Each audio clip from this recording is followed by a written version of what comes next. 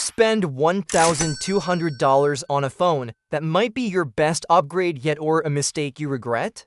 That's the big question around the new Google Pixel 10 Pro XL, the largest and most talked about phone in Google's new lineup. And here's the twist. Almost 5,000 people voted in a recent Venera poll, and the Pixel 10 Pro XL came out on top with over 36% of the votes.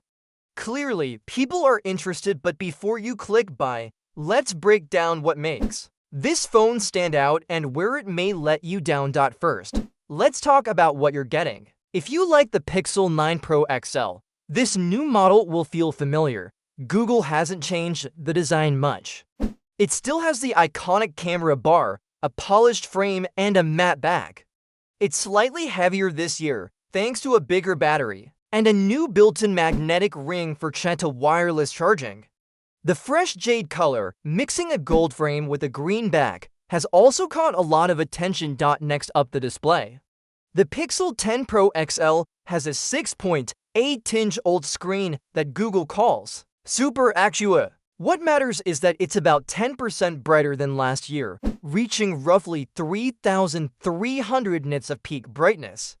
That should make a big difference when you're trying to use your phone outdoors in bright sunlight. Now, the cameras, the hardware is familiar. A 50 megapixels main sensor, a 48 megapixels ultra-wide, and a 48 megapixels periscope lens with 5x optical zoom. But here's the exciting part.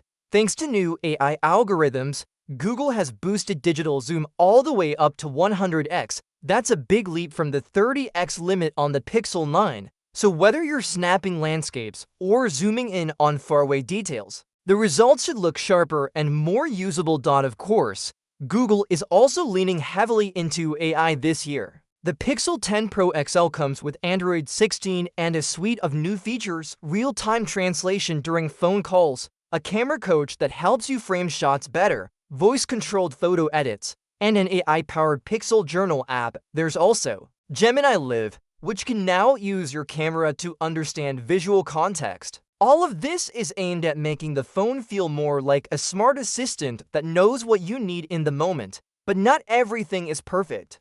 Let's start with performance. Google's new Tensor G5 chip is better than before, with around 15 to 30% improvements in CPU and GPU speeds compared to last year. But if you compare it to the latest Samsung Galaxy S25 Ultra or the iPhone 16 Pro Max, the numbers don't look as strong. In Geekbench 6 tests, the Pixel 10 Pro XL scored about 2,316 in single-core and 6,260 in multi-core.